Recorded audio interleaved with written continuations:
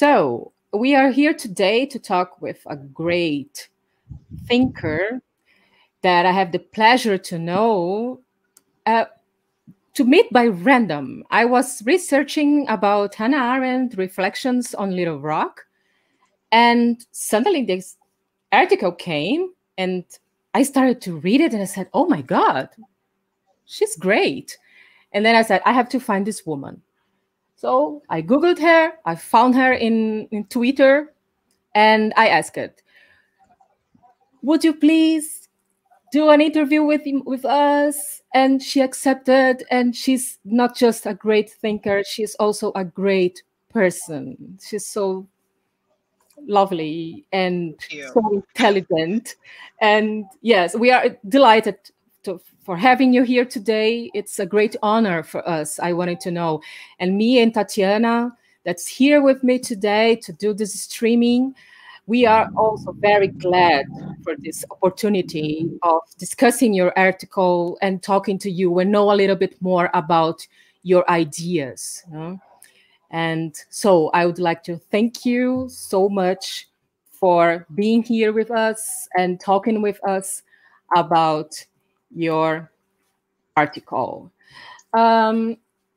Before I start, I would like to give some informations about Miss LeSure. No? She has a Ph.D. from the University of Chicago in political science, and she also works at Brown University as a professor and researcher from Africana studies. She's affiliated in the faculty of the Black Studies program at Occidental College in Los Angeles, as I see here. She was working there, professor of politics, and she's a political theorist with broad interests in anti-racist critical theory, democratic theory, social justice, and feminist theory.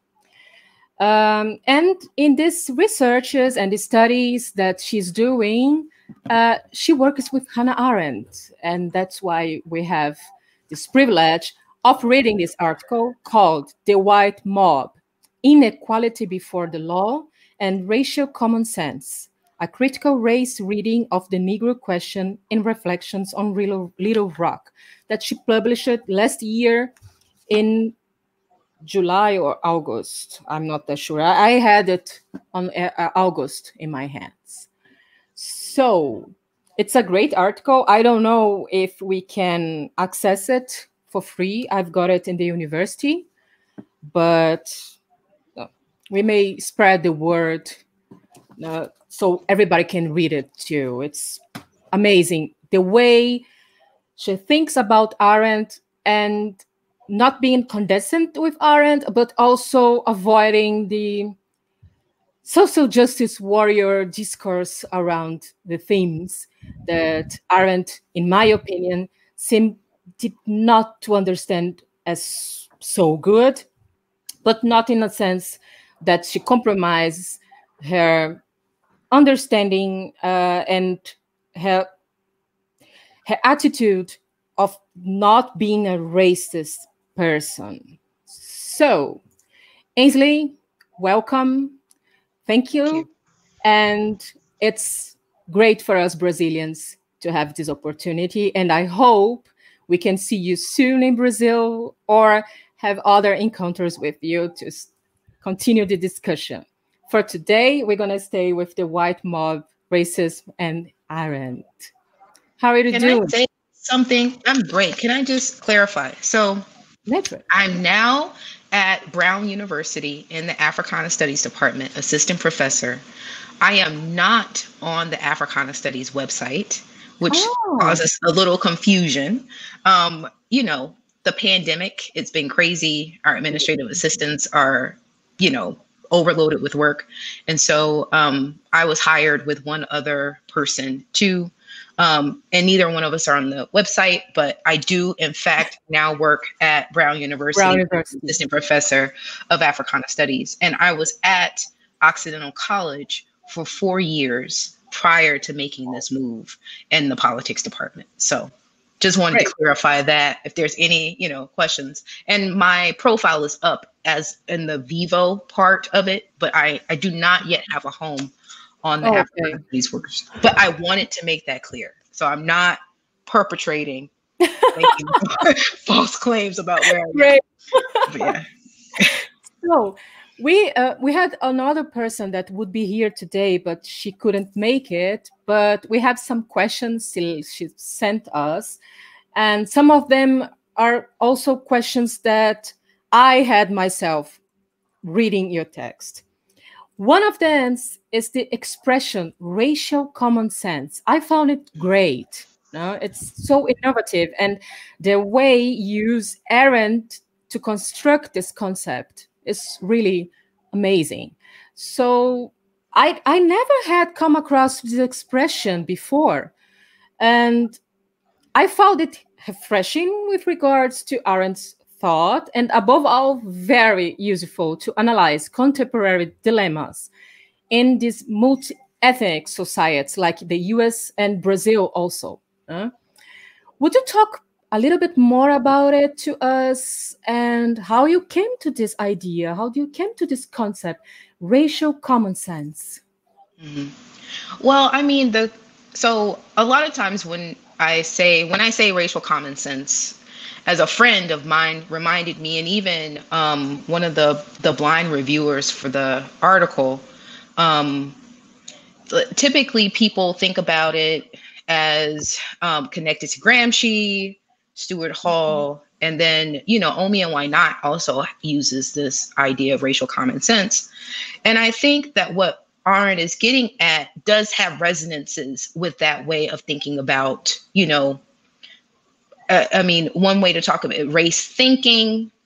But I think a way of orienting oneself with regards to race in daily practice, one of which is thought, but the other in terms of how we're actually socially interacting, the sort of, the orientation of space and segregation, the way that you mark and think about bodies, the way that exceptionality is happening around sort of racial markers, the way it travels in sort of common everyday thinking about the racially dominated, to how it coordinates social interaction, to the way that it finds itself influencing and altering the way that the law is actually implemented and understood, and really how it impacts and affects judgment.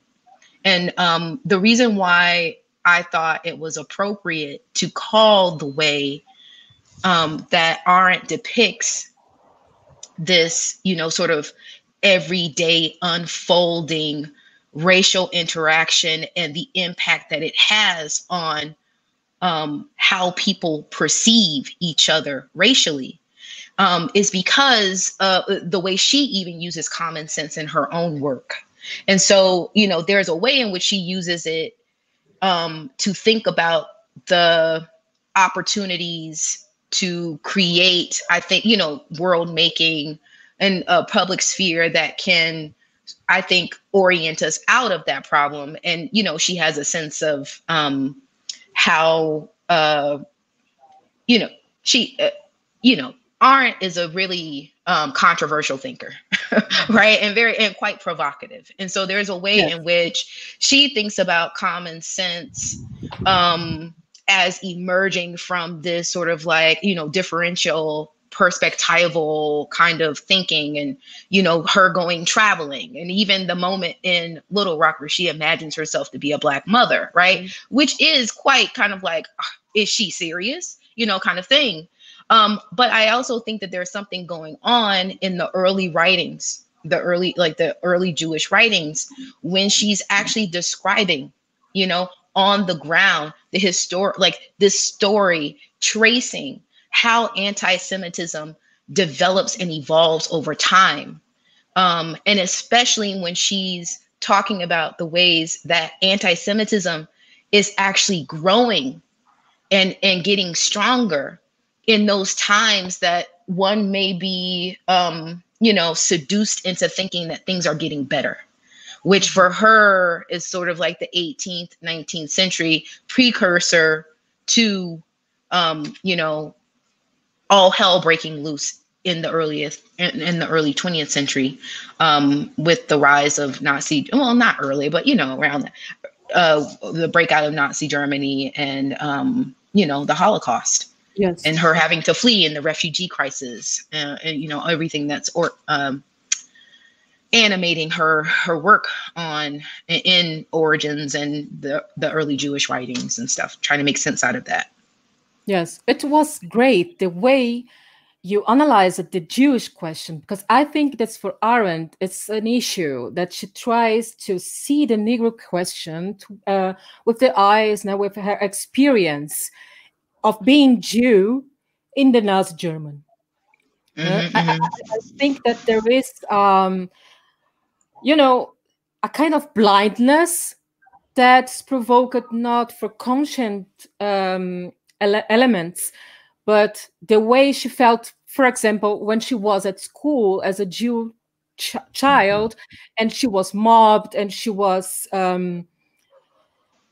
everything pointed her and said, "You are Jew, you're not supposed to be here." And at the end, she had to leave the school and do her studies all by herself at home. So I don't know if she transferred a little bit of her experience and her views on the Jewish question to the American society, forgetting the contradictions that exist in the American society that are not seen in the European society. I particularly don't like this text for Hannah Arendt. But, yeah. But that's all about also about studying Arendt, not being defending her. She doesn't need anyone to defend her, but just think about what she said. I'm gonna give the word for Tatiana, and she has some considerations too that I think they are brilliant, and then we can come up with the conversation a little bit more further in the article. Tati. Thank you, Ludi. Professor LeSure, it is a pleasure to be here with you, actually. It was a pleasure to read your text. And I think it's such an urgent discussion.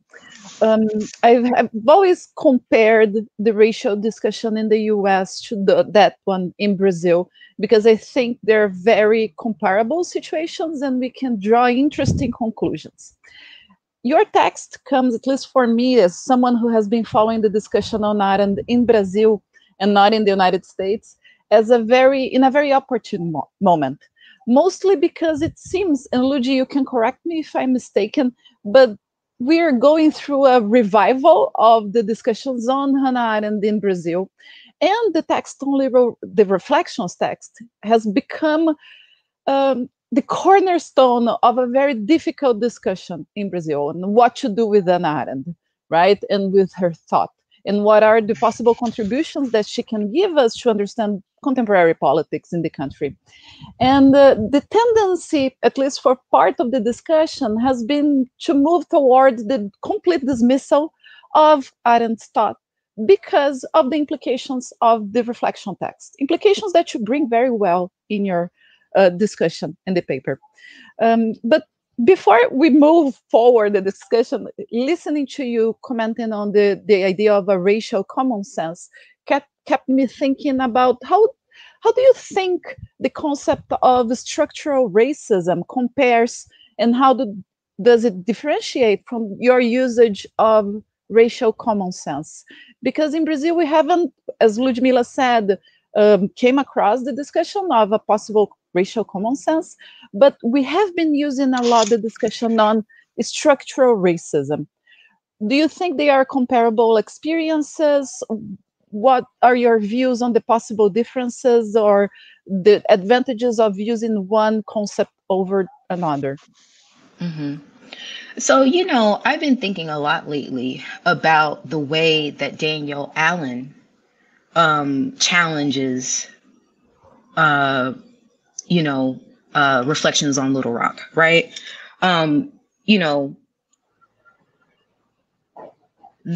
she basically, her claim against Arendt is that that Arendt wants to keep the social and the political distinct. I mean, and she's not unique here, right? Like there's a really large secondary literature that is very critical of this move to make the distinction between the social and the political, right? And, you know, her claim that children should not be in the political fray, that they should stay outside, and that, you know, she was basically critiquing Black parents for putting their children on the front line instead of, you know, adults sort of dealing with the problems that they need to deal with. And, you know, Danielle Allen responds by saying, well, if we take that reading of Arendt into account, which I don't agree with that reading completely, right? Like she definitely has this sense that children should not be in politics. I agree that Black children don't have a choice, right? Like children don't have a choice whether they're put in the fray or not. Like that's Allen, that's Moten, these people who are like recently, Fred Moten, who recently trying to think about the figure of Elizabeth Eckford and kind of grapple critically with Arendt's critique. But I think that the really instructive moment for Allen is that she pushes us to think about how ordinary citizens make up institutions, right? So like how we interact, our customs, our habits, our ways of exchange and interacting are going to build institutions, right? At the same time, there's structures. At the same time, that institutions and structures should also have impact on how we interact across our customs, our habits, our interactions as citizens. And so, and I actually don't think that Arendt's way of thinking about race and racism is at odds with that insight. It's actually complementary. And that's one of the reasons why I like what she does, like the analysis that she gives us in her early Jewish writings, like the historical analysis that she gives us of the change over time. It's like, you know, she claims to be giving us like this critical historical account, this like retroactive, reflective historical account of what happened. And she even says, like in her work, that the people on the ground could not see it, right? That one had to have gone through it and to look backward to see what's happening, right? And that sort of like to look, that look backward then also is supposed to help us be able to see and sort of like analyze the circumstances that are around us, even though, you know, we have these historical sort of examples and people keep pointing to, you know, we're in trouble, right? Like the same way Brazil is having problems with the extremist right, the US, hey, the white mob has decided to visit the Capitol, right? Like, so we're like, in the United States, like it's interesting that there's this cycle that happens over and over and over again. So I don't think that, so to go back to your question, I don't think that the idea of racial common sense is at odds with structural racism at all. And I actually think that it helps us think about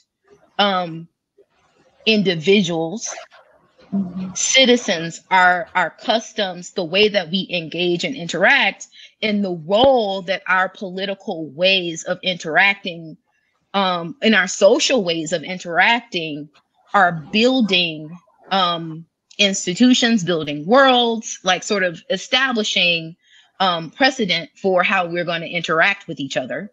And that if we, you know, sort of allow these pernicious ways of relating to each other with regards to race to continue on, that things can get out of control and that things could get to a tipping point where there is no way back, right? So then that becomes sort of like the main lesson too, that one has to pay attention to these ordinary everyday ways of thinking about race and our relationship to each other. And like that is the very ground of racism that then provides the opportunity for this extremist sort of stuff to happen, right? And the extremist stuff, right, these spectacular displays of violence, these spectacular displays of racism, are they are co-conspirators with this sort of like everyday mundane sort of like race making, right? And ways of thinking about race. Because once the extreme happens, right, then everybody all of a sudden sees racism as a problem, but then they want to tell us an extremist story about racism, which then legitimizes sort of like the everyday ways of thinking and operating that provide the fertile ground for this craziness to happen anyway, right? And I think that that's one of the lessons that you can draw from Arendt's account of anti-Semitism in her early works, but is oftentimes, I think, missed or had been missed because the secondary literature on the early writings were so captured by the distinction between the parvenu and the pariah, which is also sort of like a way to individualize the problem of racism in terms of a choice to be politically active or a choice to assimilate. And I think that what Arendt's work demonstrates is that assimilation is not a choice, right? It's a condition that sort of like is fostered by these racist ways of interacting. I think the project of equality too, the sort of state project of equality, which is not bad, right? Like it sort of includes the formerly racially excluded into the polity, right? But that's the problem. Like it allows the racist practices to continue and to proliferate and to change as, sort of it's extending this equality. And then that's really like the interesting thing about what Arendt is bringing to the table. It's like then the state that's providing the opportunity for equality also becomes ostracized and delegitimized and sort of a marker of distrust for those who are wedded to, racist ways of thinking about belonging and citizenship in the polity, right?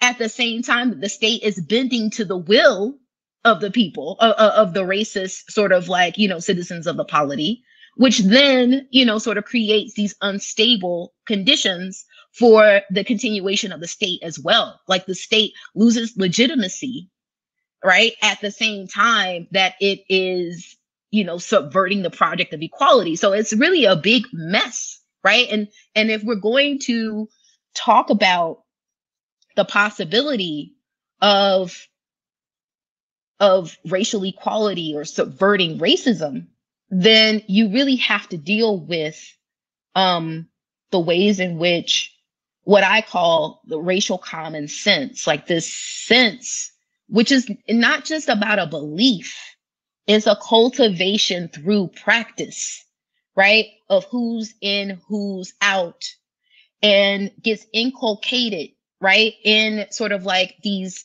everyday decisions that we allow to continue on, right? And yeah, I mean, that was a mouthful. So maybe I should stop talking. Actually, I love it because your last comments just segue perfectly into my next question, which is probably my favorite part of your text when you talk about the double life of equality.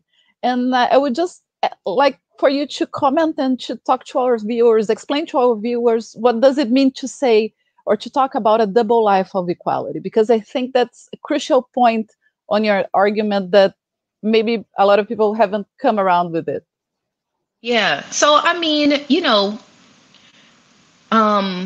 I want to capture. So like, I find myself like, I've always been a fan of Charles W. Mills's work. And I am very much so.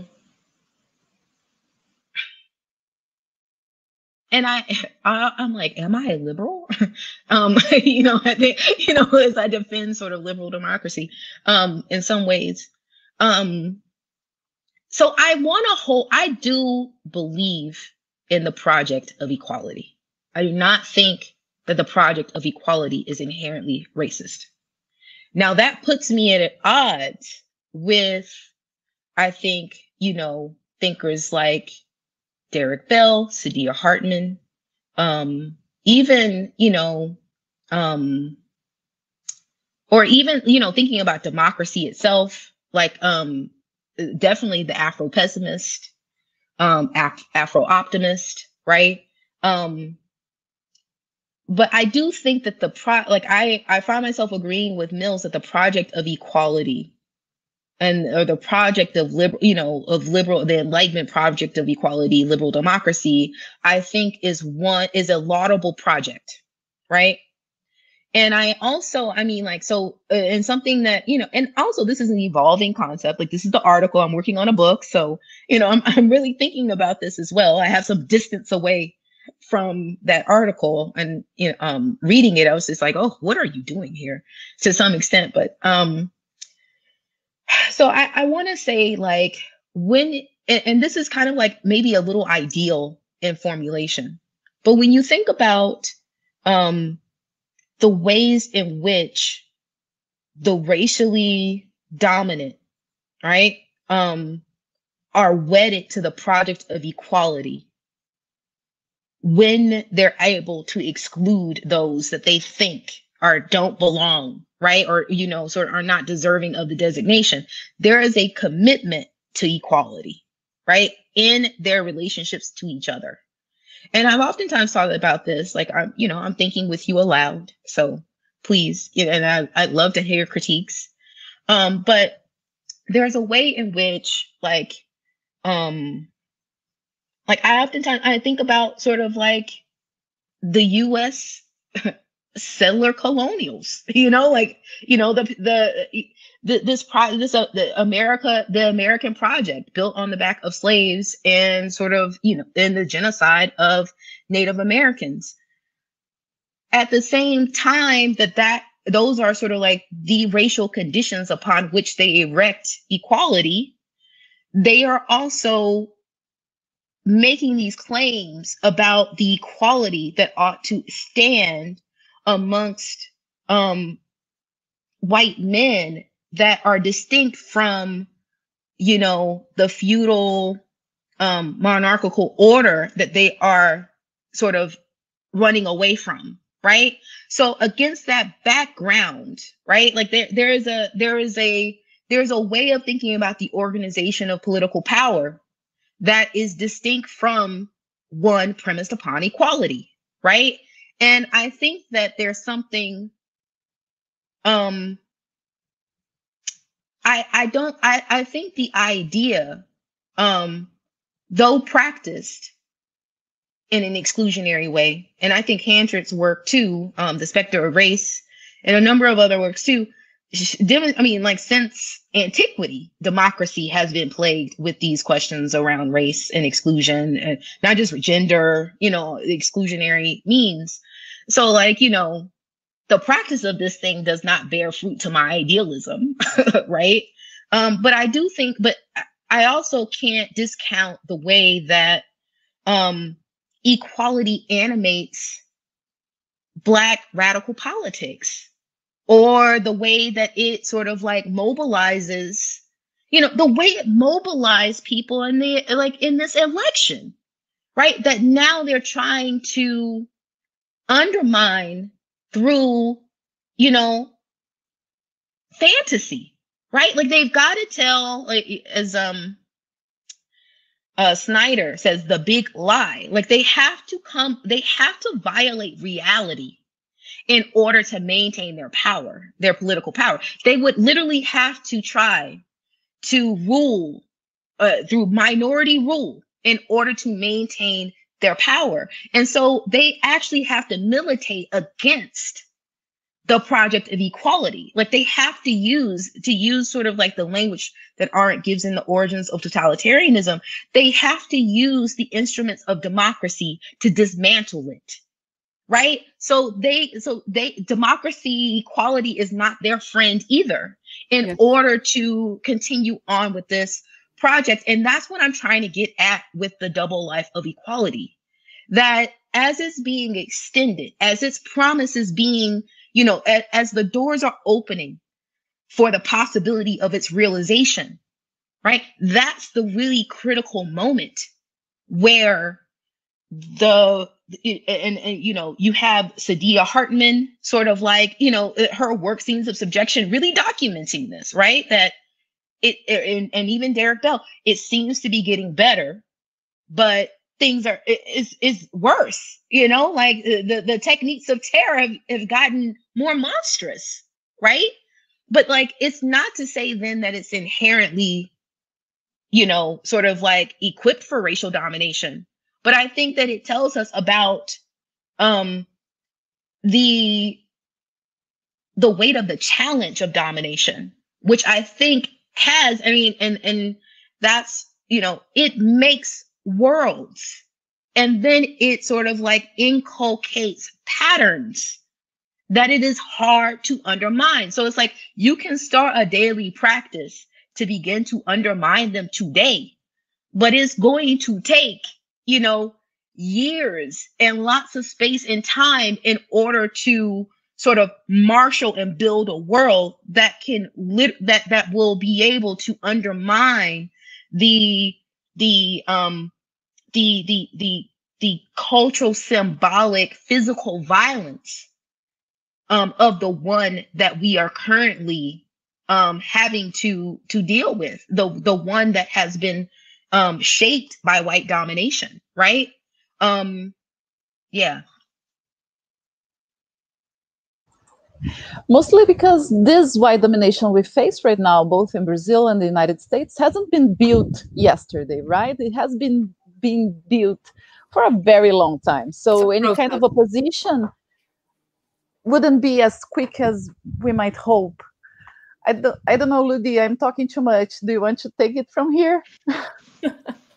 No, I have some considerations in this question of the double life of equality, that we experience the same situation in Brazil. And Tati can all does a little bit about it. I'll talk that when the poor people, that in majority are Black people, for the construct of the racism itself in Brazil, and all colonialist societies, when these people, a sense, rise just a little bit in order to be called the new middle class.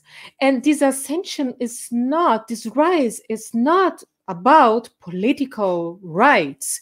It's just about consumption in economic way. And you say this here in your article too, that the economic, even when you see, okay, he was miserable, he was poor, and now he can go to, you know, can make a trip or go to university. And this is kind of some people, for some people, it's a kind of offense, as if the world is falling apart. And I don't know if I'm thinking right here, and that's why I want to ask you. I think that when Black Lives Matter started to gain a view worldwide, the situations in the Trump administration was sort of, we have to be stronger than them. And then we see these mobs going to a process that, okay, I don't want democracy if democracy means that the people of color in this country are going to have rights to say something political. If they try to change the structures and the institutions. And that's very, very similar to Brazil. And then comes this reaction, the election of Trump or Bolsonaro, as a response to this situation. So I don't know. I kind of agree that with Arendt, and that's the point I would like to ask you, when she says in a private life, we are going to discriminate.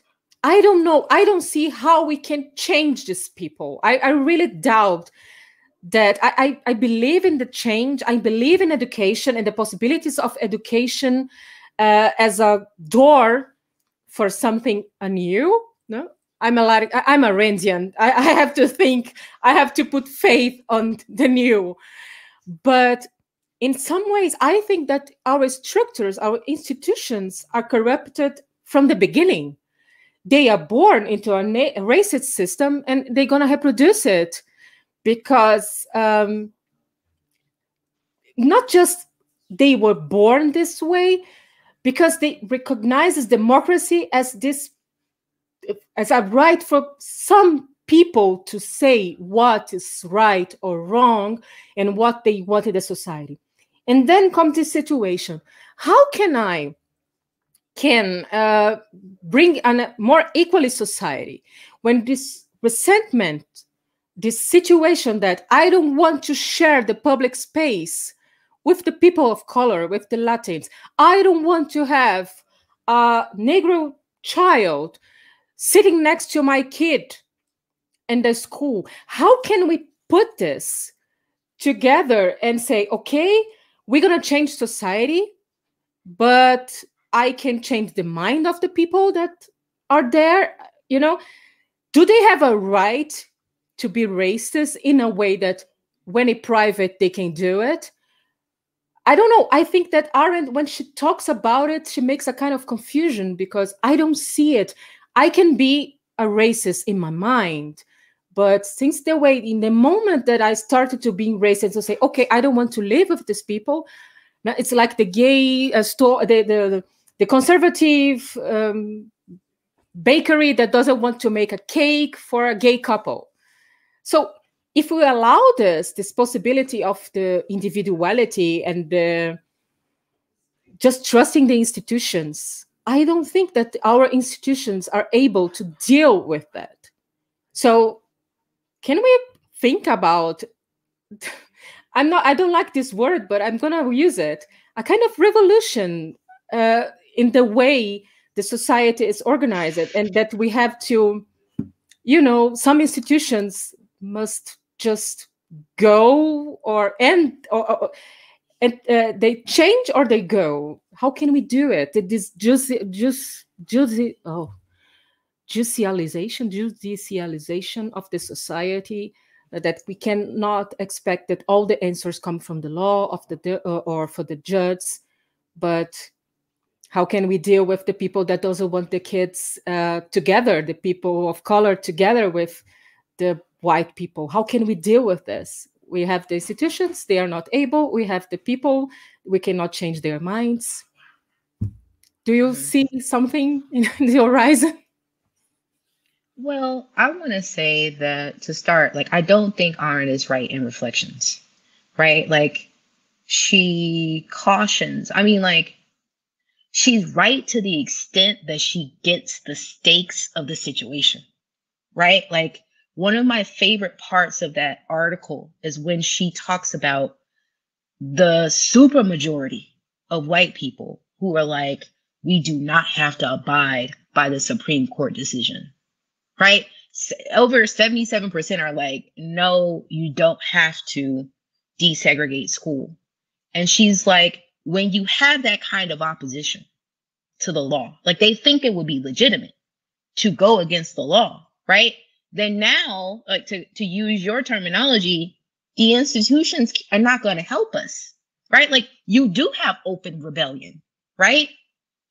And but then she wants to suggest that the way you the way you solve that problem is to bend to the will of the folks who don't want to abide by the law. The white mob and their lawless supporters, the white lawless mob and their supporters in this situation. And I think she's wrong, right? And that's kind of like what I'm trying to show in the article too, that she's wrong about that. And she gives us if we follow the through line of the story that she gives us in Origins and the early Jewish writings, though you can't let racial common sense run amok, right? Like, and Yes. that's what you would be doing, right? Like by sort of you already opened the floodgates by suggesting that Black people deserve social equality, which is something that was, you know, all kinds of equality denied Black folk in the US. But like that, this, you know, desegregation in particular was a kind of opening up of opportunity, right? That's what affirmative action is. All this other stuff, as you extend these opportunities and you see sort of like the wide swelling, you know, of a white opposition, then we see the buckling, right? The sort of yielding to that, right? And, you know, I would love to live in a world where I'm not threatened by physical violence, right? Like that is what was so alarming about the white mob's, you know, descent onto the Capitol.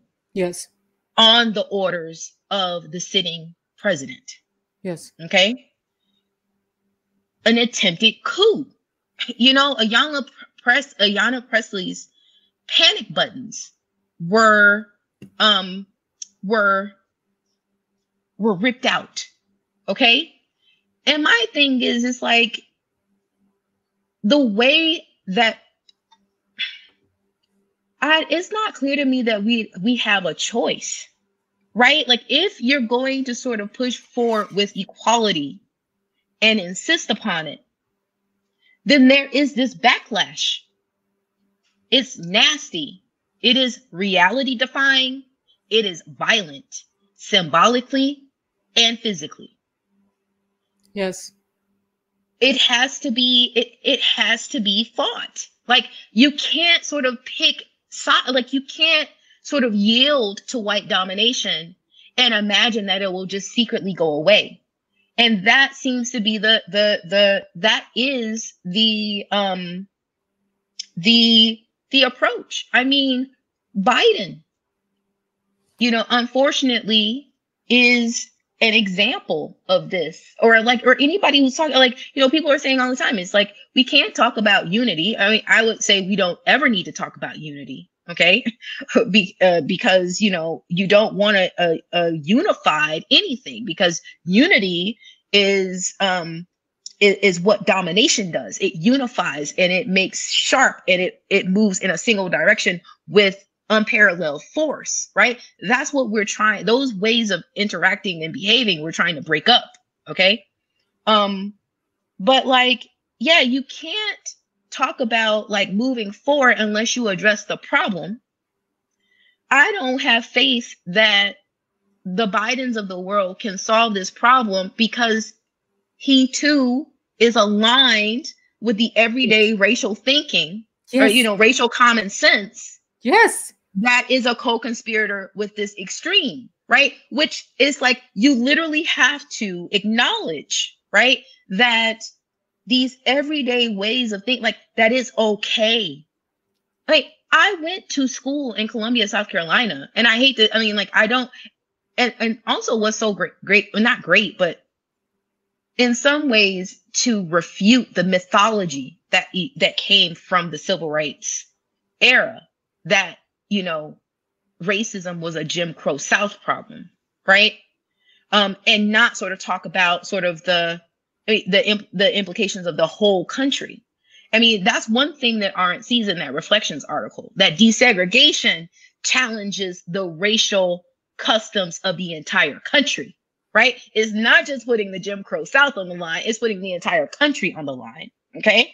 Yes. And so when you allow people to mount an insurmountable, you know, sort of resistance, when you allow white flight, when you don't share resources, it's like, you know, and this is something that, you know, people were saying before too, you don't really need racial integration, maybe, to achieve equality. Maybe we could talk about the equal sharing of resources across these different spaces, right? Like there's a way to think about equality and having sort of like specified racial communities. Not saying that I'm in line with one or the other, but there are ways to think about realizing this, you know, project of equality. People don't want that either. They want to tether the quality of their schools and the resources of their schools to the neighborhoods that they live in and the kind of resources that they have, right? So it's like you allow people to subvert the mandate and the claim of equality and justice for all, and then, you know, but we're moving in a good direction. No, we're literally proliferating the conditions that have brought us here. Yes. Right. And using democracy for that. Storming the Capitol. Yeah. And it's like, you know, it's a similar story. It's like you see it happening over and over again. But so often, especially even in the racism literature, we want to tell a story about racism that allows people to go on being a little racist, you know, partaking in this in these sort of partial racial interest games, and say that that's okay. You know, it's really the extremes. And so how can we maintain, you know, the current this particular racial order without it getting out of control? And really, the moral of the story is that you can't maintain a racial order and not see it go out of control. It is fundamentally unstable. And so we've got to figure out, we've got to fix that. Now, I mean, how do you fix it? Right? Because then that's the problem, right? That the majority of the people, right? Or even a minority of the people feel emboldened and have sort of like have control, and they're willing to go to war. I mean, like, that's literally what we're dealing with. Yes. So that's the point. Right. We are going to war. And I don't know. I think that this has... But you're not going to win the war by submitting. We're going to lose the war, right? Like if they like, basic principle, they're going to war, and we're like, oh, we don't want war, so we'll concede, then they won. You know, like, I mean, and you think about it, like politics, democracy, these rules of law and order, like politics is really the way that we deal with conflict without having to fight.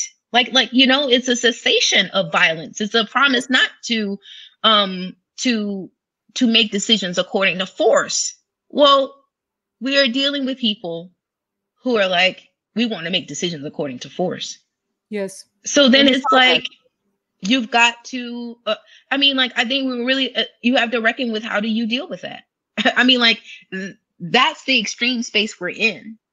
And if we can walk back from this horridness, this wretchedness, right, that we're in right now, then the question is going to have to be like, yeah, we have to, we can't sort of walk this tightrope, you know, giving lip service to equality and then allowing inequality to be the practice of the day.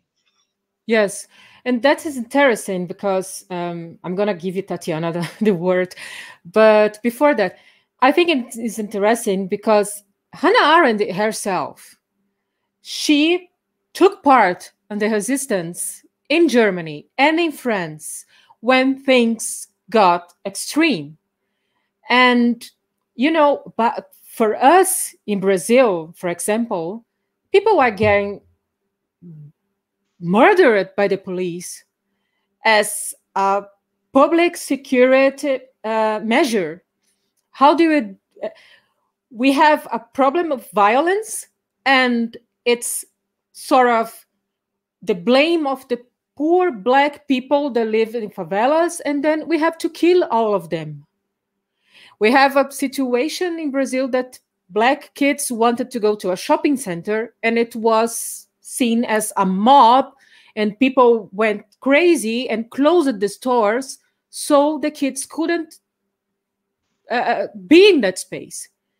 So I think that has something to do with economics too. Not only economics, but first of all, we have to fix this economic inequality for having a voice.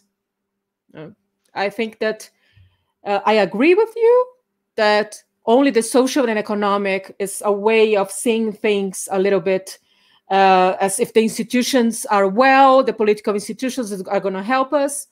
But I think if we don't have the economic upgrade, we are not able to talk to. And then in this war, we have no weapons.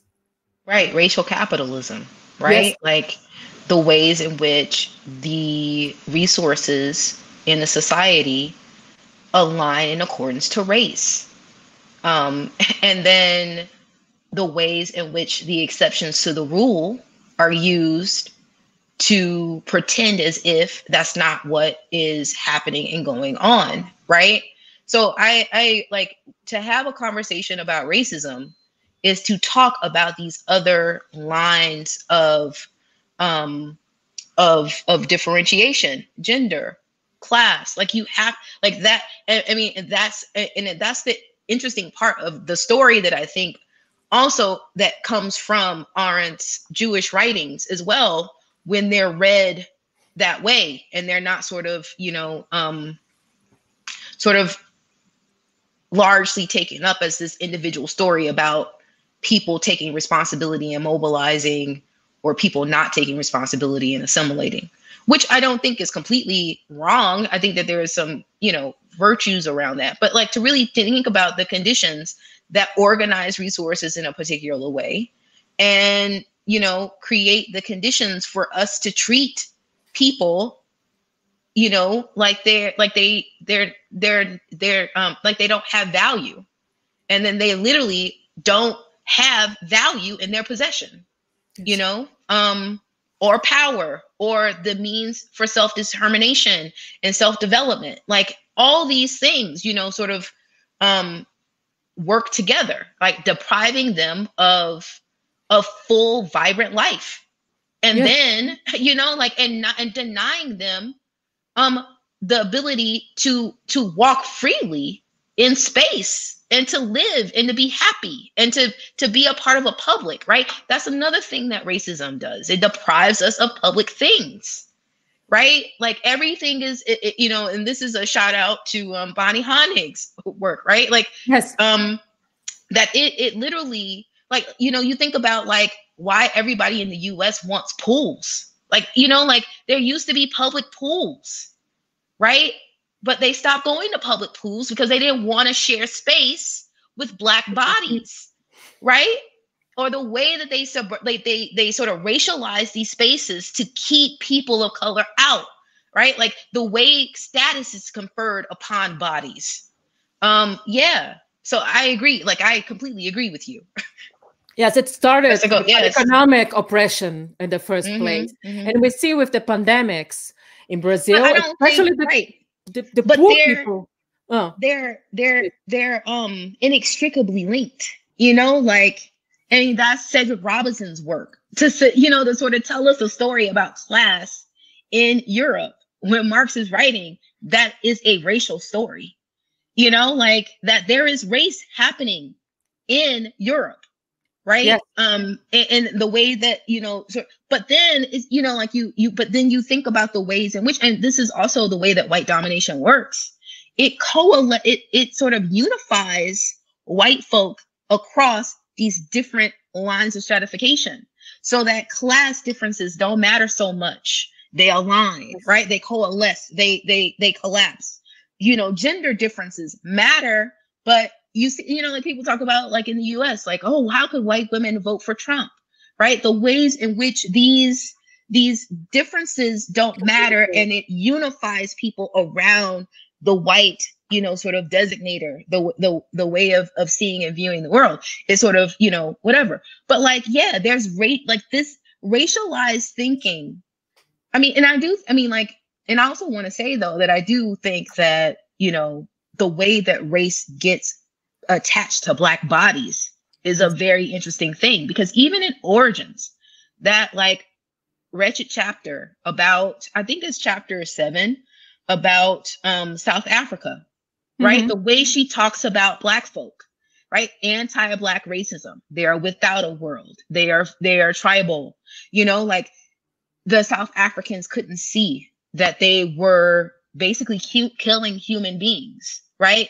And as she distinguishes sort of like these Black savage Africans from, you know, Asian people that were clearly human, but they had been adapted to these ways of treating people inhumanely, right? And Arendt would not think about herself as racist because she is aligned with a civilizing mission. So she believes that Black people can become a part of the human, you know, sort of family through work, yes, right? Through the civilizing mission.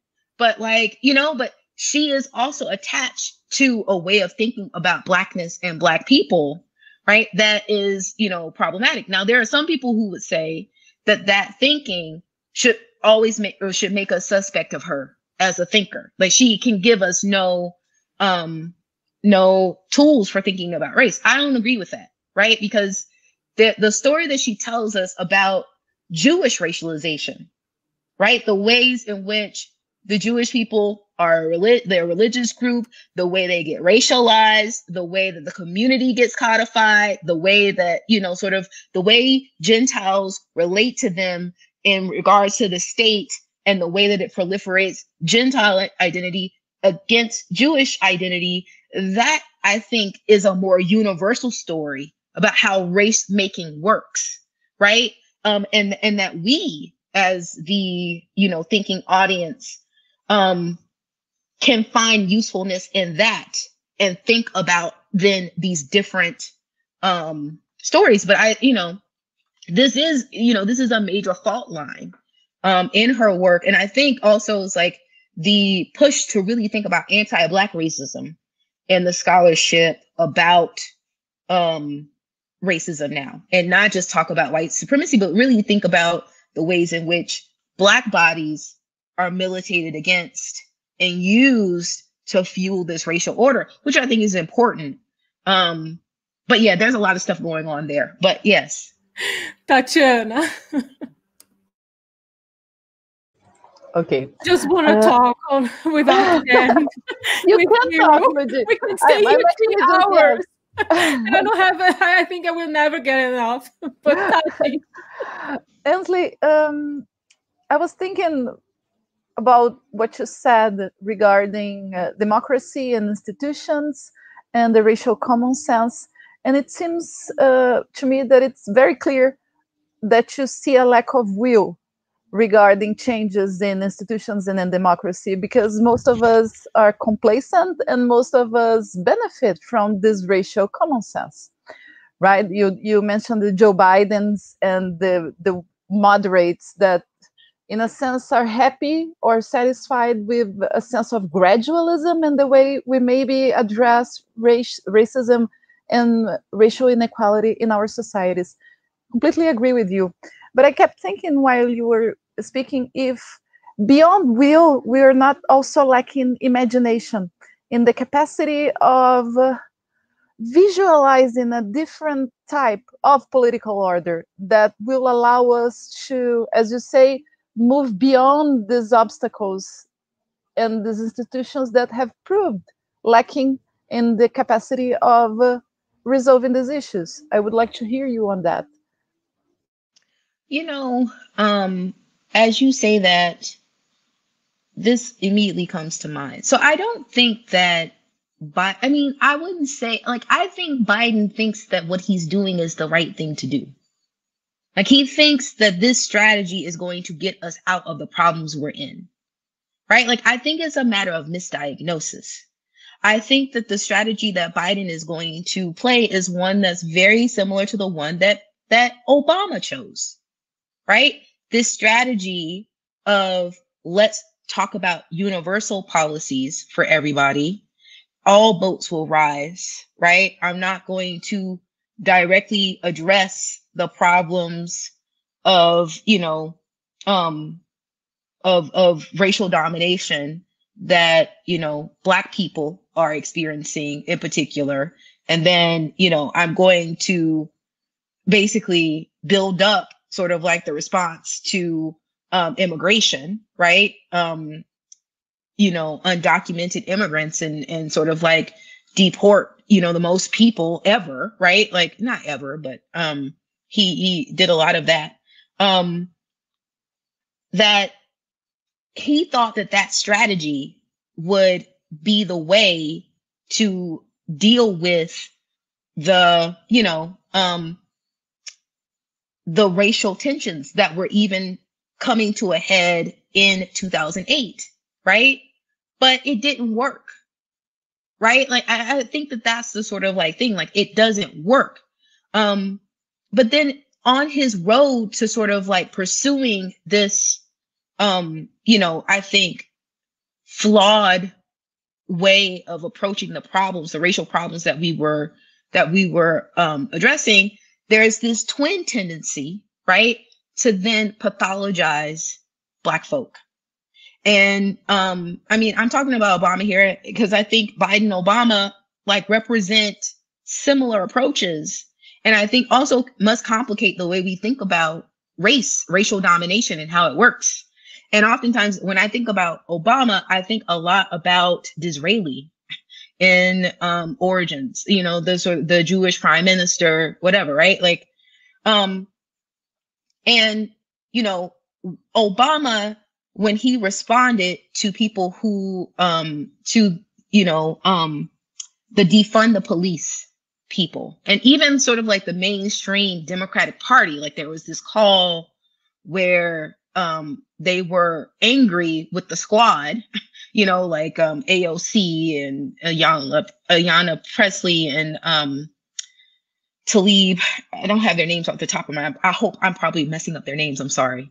But like that they were responsible for the poor showing in the election because they alienated voters by talking about defund the police. And then Obama has this op-ed where he's like, don't use defund the police, you're alienating people, right? And for me, like what must end is that kind of relationship to like certain segments of the population, right? Like you don't tell the people who are advocating for defund the police that they should not say that. You engage with them as equal peers, as peers, as sort of members, equal members of the polity that you reside in. So you say what you think is useful about what they said. You talk about what you think is problematic about what they say. You offer your alternative account of of a shared problem that we see in common, and then we proceed like that. But like what happens, I think, especially in the American polity, is that we continue over these practices of inequality, even in the way that we engage, sort of the, Black political participants, like in the A More Perfect Union speech. The thing that always stood out to me was the difference in how he addressed, and I'm gonna like the kooky white people, right, in this speech, and the way that he colors, the disaffected, radicalized, too negative, old Black civil rights rear guard that now he's going to replace, right? Like he definitively condemns and puts down and sort of says no to it.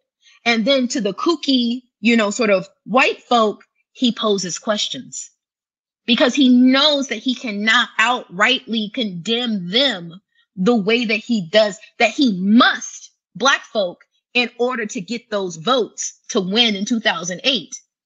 And for me, it's like people want to, say, oh, he couldn't have won otherwise, right? And it's like precisely that's the unequal terrain that must change, right? Like that's the thing that has to happen, like the regard with which we hold individual, like the racially marginal, the racially the people who are being racially dominated in our societies, the way they're held, the way they are engaged, the way that they are, like how we even begin to set and understand the problems that we hold in common, like the way that we sort of like, we engage and see and perceive, that must fundamentally change. And so like, to go back to this question about imagination, and also to think about structures and institutions. That's why I think it's so important to ground structures and institutions in our customs, our habits, our face-to-face interactions. You know, Allen was right to make that move, right? I find it problematic when we act as if the talking to strangers does not need to openly combat racism in the way that it structures perception, the way that it structures regard, the way that it sort of says who you have to show deference to and who you don't, who you have to be responsive to and who you don't. I think that that's an important, like, you know, I think our problems are big, you know, like we're facing Civil War II. I mean, I don't want to live through war. I can tell you that, like, but it's like, I don't have any, what do you do about this? You know, this wide scale rebellion, insurrection, like sedition. I think it's important. It's like, that's happening right now in the US, you know? So that's how I would respond to the really interesting questions that you raised there, Tatiana, even though I'd be interested to hear what you think too. I mean, I've been talking a lot. I know it's an interview, but you know, that's one of my responses, but I am definitely open to, like, yeah, these are big questions. No, and I agree with you, Ainsley. But I'm mostly struggling with this. I posed you a question I don't have an answer to. That's my main problem, because I've been struggling to that. And most of my students in Brazil, we were also facing a democratic crisis. We also elected a populist, fascist, weird president, to say the least. And we're right now facing the consequences of that, right? In terms of on how we're dealing with the pandemic. I think Brazil and the United States are very similar in the past 3-4 years, right? Well, Trump was elected in 2016, Bolsonaro was elected in 2018. So we have a 2-year lag, but the consequences are very real. What surprises me about the American case is the scale of the organization of the sedition. We had similar trends in Brazil, but they are not as large and they're not as organized, at least from what I could follow since January 6th, right? But we are still 2 years behind you in a trend of radicalization and in a trend of extremism, of empowered extremism, right?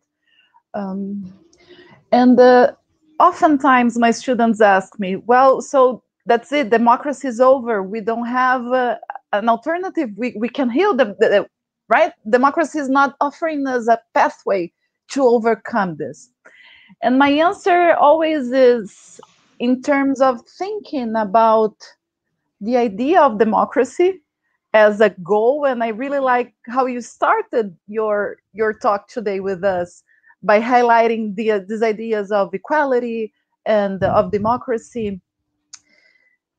But at the same time, I feel, and in Brazil, we have a particular history of re-democratization. So most of our students who are in their 20s never experienced the military dictatorship or any lack of immediate civil rights, or right? They're all born after that.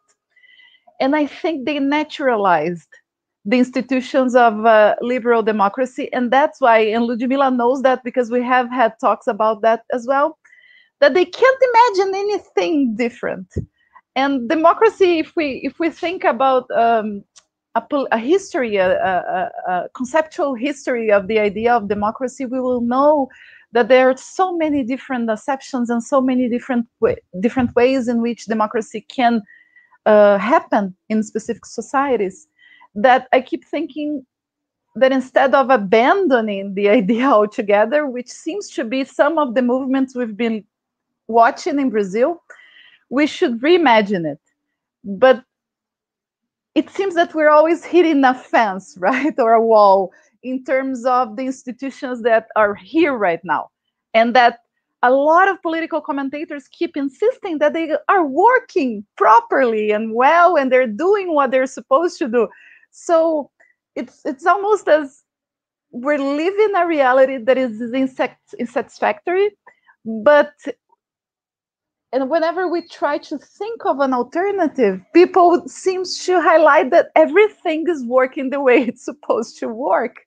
So it pains me a lot. And that's why I threw you that question, because I think maybe we should look at other experiences, but I don't know where democracy. Well, of attempting to realize democracy, right? Right. Okay. Or equality, or yeah, I don't know. I don't know if I'm making myself clear in a sense, because this is something that annoys me, and I don't have an answer to that. Right. I mean, so my immediate response to that is, I do think that the way that we think about the liberal democracy, right? Like the separation of powers, we think about it in terms of, we overemphasize formal politics. We think about sort of the thin duties that we have as citizens. We suggest that this way of organizing our political order is necessary because we live in mass societies. But then you see, and then you see democracy, or these formal institutions of democracy, right, being supplemented by movements, right? Social movements. And then you see sort of like these, I don't want to call them movements. I want to call them extreme, extreme, organizations of white supremacy, right? And whatever also happening. And I think that it has a lot to do with the ways in which we're disconnected from the collective processes that are supposed to help us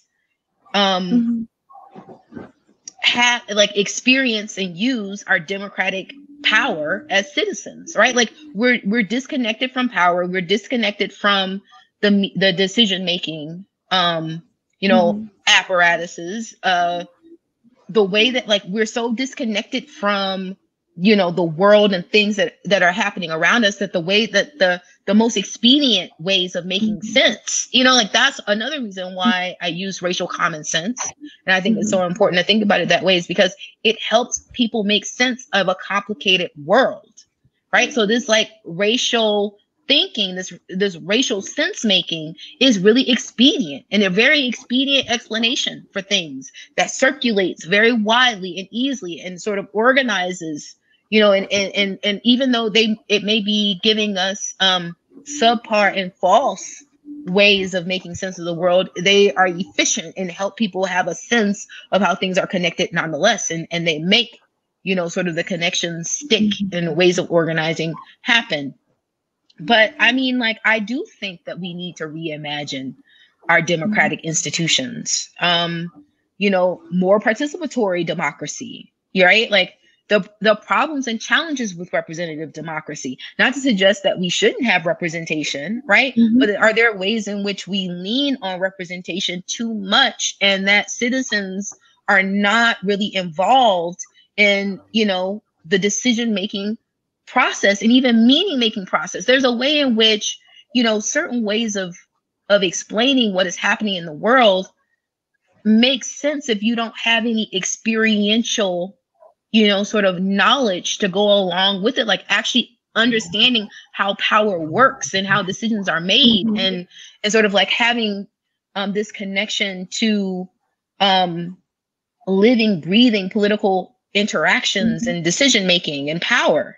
And I think people are removed from that. And I do think that we need to, go ahead. No, sorry. Just to say that in that sense, I really like your suggestion of thinking of politics, of grounding political systems in our experiences and in our habits, right? Because it translates very well. Sometimes, maybe listening to you now, I kept wondering if some of the problem or lack of imagination that we suffer may come from the fact that we don't actually experience politics. We go on and we vote every 2 years, and after that we do very little in terms of a collective life, a public life, to use the term you brought earlier, right? And in that sense, your appeal to think both of a racial common sense, but to think of how experiences and habits construct our institutions and shape them may also give us a way to think on how we can actually modify these institutions to make something better, right?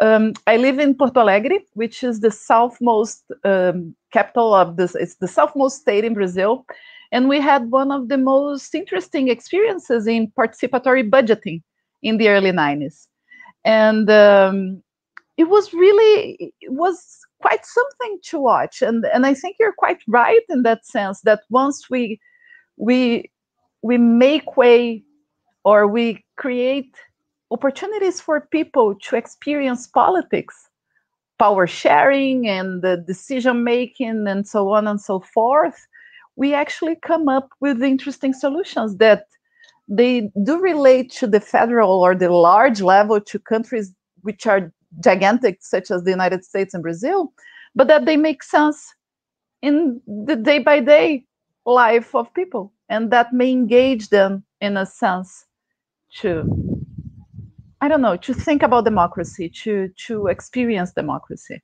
It's a very constructivist approach to politics. Right. I mean, actually, like, I was at a bookstore in Chicago, and Lester Spence was actually there with his book, Knock the Hustle, or something to that effect. I'm sorry, not quite capturing the title right.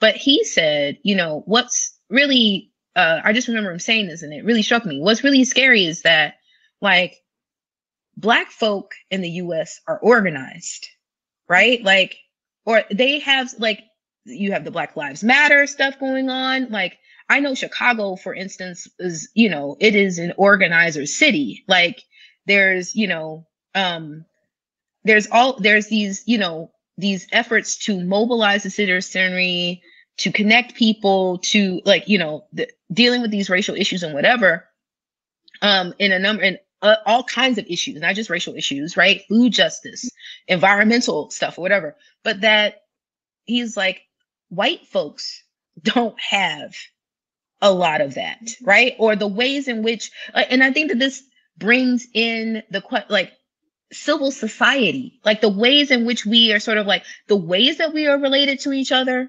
You know, like how we organize our sort of like social lives, our public lives. And I think, I mean, like a lot of, like, Arendt gets a lot of flack for her account of the social, but I think that that is like one of the insights that she brings to the table, that the way that we orient ourselves to others in public is going to have an impact on our political lives, our ability to make sense of the world that we share in common. And if we're coming together around sort of like consumerist, interest-based, racialized, you know, fault lines, then that is going to produce an alienating world with regards to, you know, the things that we share in common. Like, it's going to make things, it's going to reduce plurality. It's going to unify interests and ways of thinking. And it's going to be so uniform that you don't have sort of like the proliferation of different perspectives and ways of seeing things and working on a common set of problems, and seeing how people fall out in different places and have different perspectives that are needed in order to give us a sense, a more robust sense of what we share in common, and the sharing of power, right? And yeah, I mean, like, that way of couching it is very theoretical. You know, like that's also another thing that I'm really trying to put the meat on the bones in that regards, like trying to think about and one of the things that I keep thinking, like counterpublics, like how we like, and also it's like, are there ways in which we can, or one of the ideas that I'm throwing around are like, how should we be interacting with each other in these non-traditional political social spaces, right? Like civil society has a role to play in the quality of our political lives, right?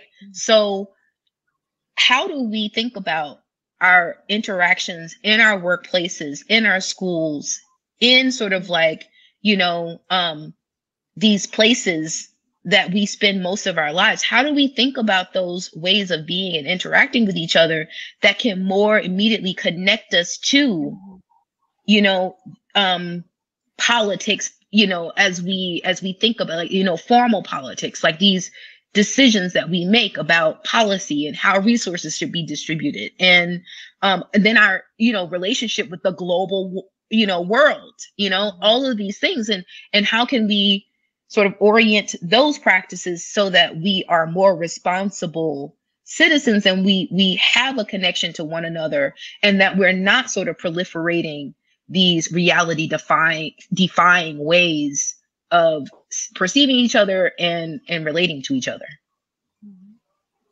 Great.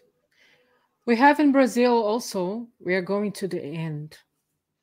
It's a shame. But we have in Brazil a very harsh critic on the former president Lula, that he made people consumers. No, they are consuming, but he wasn't able to make the consumer to turn into a citizen. And I think that is a problem that we can.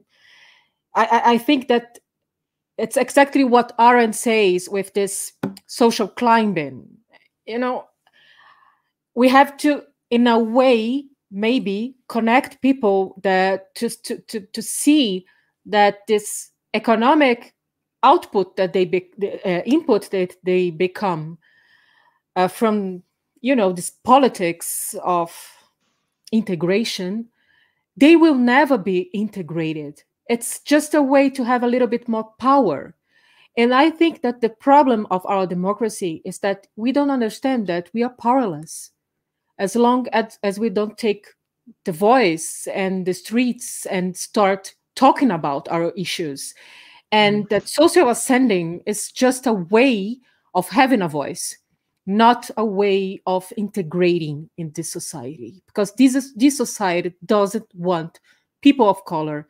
They doesn't want immigrants. I see here, I live in Germany, and I see it every day because I am German, but I'm not German. Because I wasn't born here. I don't have a German name. And my daughter, she's growing up here, but every time, even the minimal problem she has, it has to do with the migrant foundation of her being, that she's an immigrant. And this society too doesn't want us. We have to fight every day, fight with the teachers, fight with the system, fight with the counselors, doctors, and say, no, I don't have a problem. I'm just what I am. I'm not like the Germans. I'm some kind of different person. And that just happens when we have an economic condition that gives us some respect and some possibility of talking. Because when we are fighting for bring food to our homes, we are not thinking about politics. But also when we ascend economic and we forget that this economic ascension will not provide us political voice. And I think that that's the problem we have in Brazil today.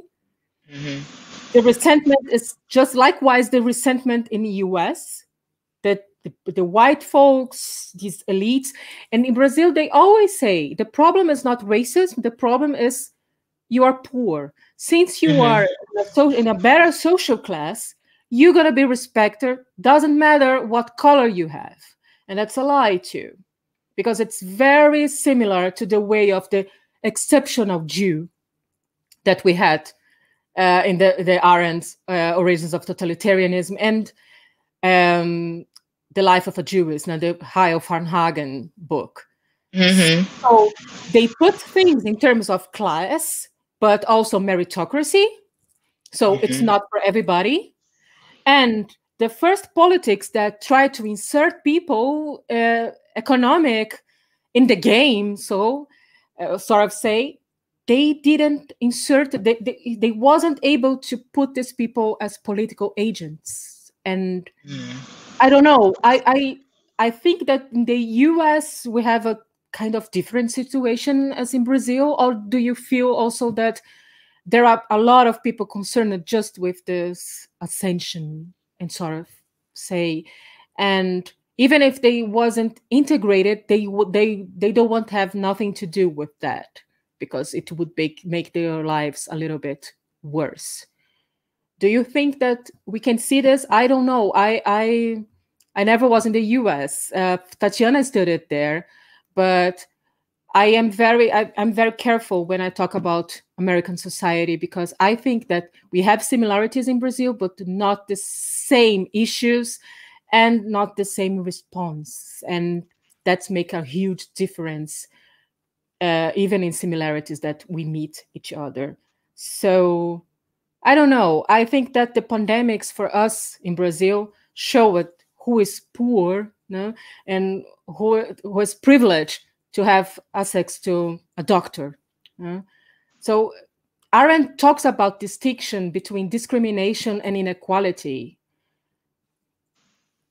Can we talk that we have an equality in terms of non-discrimination, but not exactly towards equality? Just to condense our considerations here, it would be possible to say that we are concerned with non-discrimination more than with the question of equality itself. Well, I mean, I think to go back to Obama, I think that he's a perfect example, right? Like, I mean, in some ways, I wonder if we're in the post-Obama era and no longer in the post-civil rights era, right? Because, you know, in some ways, Obama was the fulfillment. I'm thinking through the American case was the fulfillment of, you know, you could think about it he was had the highest political office in the land, right? In the U.S., he was the most powerful political official in the world, right? To be president of the United States. Yet this book called The Post-Racial or the Most Racial documents how him occupying that position radicalized Republicans in terms of race and racialized everything, right? Like race, and this is also like sort of like, I'm like, this is the sort of data documentation of the sense of racial common sense and the way that it proliferates in these seemingly like, you know, times of success, right? Everything was racialized down to the dog that the Obamas had, right? Was sort of coded Black. And so, you know, this dissonance in people's minds between what's legitimate authority and power is very much so attached to race. And so even when you have like the exception in the space and is allowed to occupy this position of success, it is dissonant with how things are supposed to be. And it even proliferates, you know, it's experienced as a violation by so many, and it has the power to mobilize and sort of like proliferate even more. So it's just like, yes, if you don't like, and to go back to what you're saying, it's like concerned about non-discrimination and not equality, right?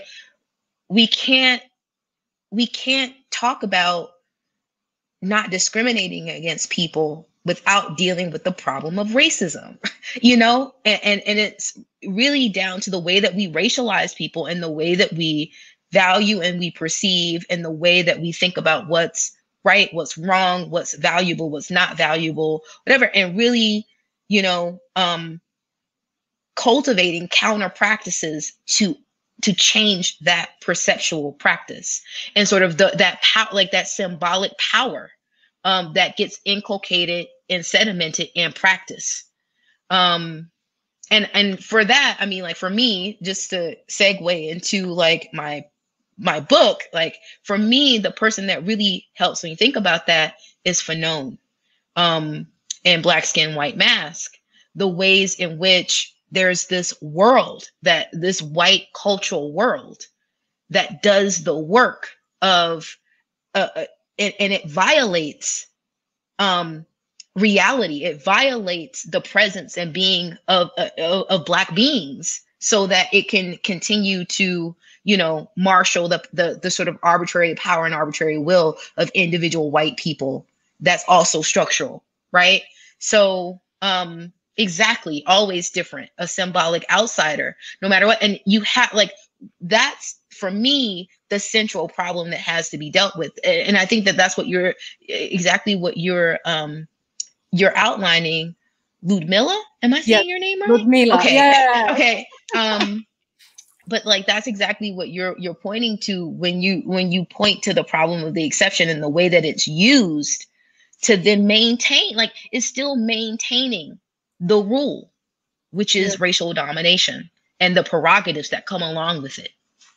Yes. Yeah. Can you talk about your book? When it's gonna go out? When can we have it?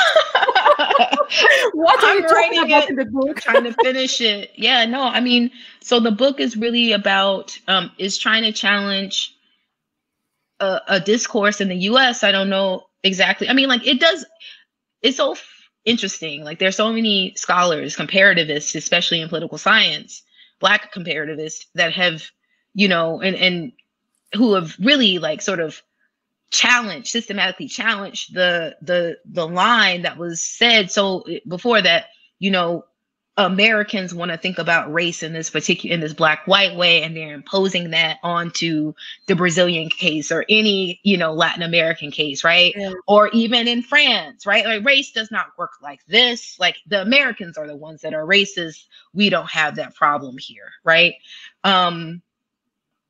Like why exactly did I go? But I think that because I was thinking about the difference, but the way that we tell the story about racism or racial inequality, racial injustice in the United States has really been, animated by the problem of the unconscious, like how people can't see what's happening. And it's about sort of raising consciousness and getting people to see, right? That's how you sort of challenge it. Or you have sort of like a structural institutional account of racism that sort of sidelines that question of consciousness and wants to talk about the racial order and how it produces ideologies and particular ways of seeing. And I am offering a worldly account of racism that I think can help us talk about the individual institutionally in a way that allows us to also hold people individually responsible for racism, right? But not in that sense that, like, you know, if everybody changed, like if you had everybody just be nicer, then we'd have a greater, you know, a better world, right? Like individualizing the solution, but also sort of thinking about the ways in which people are not held accountable for the very real role that they play in perpetuating racism structurally and institutionally by means of their roles as institutional actors, like the kind of authority and power that people hold and that they oftentimes subvert in their daily interactions with people that perpetuate racism and sort of like allow the arbitrary will and prerogatives of white domination to just go on unchecked, right? So it's like to think about that, but also to think about the real worldly symbolic power of racial domination as has been built up over time and space, and thinking about how we think about our political institutions and our customs and habits as citizens to challenge those kinds of things. And so it's about sort of affirming reality against myth making. It's about understanding, like how I was saying before, it's about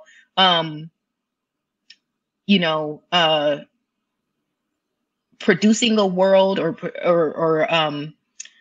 defending Black plurality, and recognizing Black political voice and standing and authority, cultivating those and accountability to Blackness, which I think is, when you think about the way that white supremacy works, it's through the devaluation of, non-white bodies, and how sort of like the Black body becomes sort of like the ultimate outsider. That then, even like this most racial book, even shows that like how people of color who are not Black break have a lot to do with how they see themselves in relationship to whiteness, right? So people who align themselves with whiteness, right, like anti-Black, and are sort of like find themselves sort of, being Republican in their orientation, and those who are not. I mean, I'm oversimplifying the findings. There are more nuanced than that, but people who don't, right, are against that. And so like, the fault line of the Black-white fault line, I think, is a very real one. And we're seeing scholarship come on the scene that authoritatively make that case in a world that has been very much so like a scholarly academic world that's like, no, that's propaganda. That's not what's going on at all. But I think it's the only way to really explain, right, exactly what you're seeing, like the racial phenomenon that unfold in the way that we relate, explains the rules, right, that are orienting our racial practices and the way that we interact. Yes, I can't wait for it. I think I'm gonna hack your computer so I can sneak peek. I need to finish very quickly. Yeah. Yes, but we're gonna stay in touch, and then you give me news about the book, because I'm looking forward to it. Tatiana, any last words? Just thank you, Ainsley. It's been an amazing lecture. Actually, it's fantastic to hear you. Thank you so much for your kindness and generosity. Thank you so much for providing the space to talk. Yes, and you are always welcome here. And I hope we can see you more times talking to us. I'm not gonna let you go. That's so it was great. And I think everybody learned a lot about racism and the connections with Hannah Arendt's thought that you brilliantly put in this article. And I hope that we can read your book very soon. I'm kind of pressuring you to write it. And because yes, we have this taste and we want more. No, thank you, Ainsley. I don't have words to thank you. And it was just brilliant. I learned a lot by talking to you, reading your article. And I think we need more voices in academics.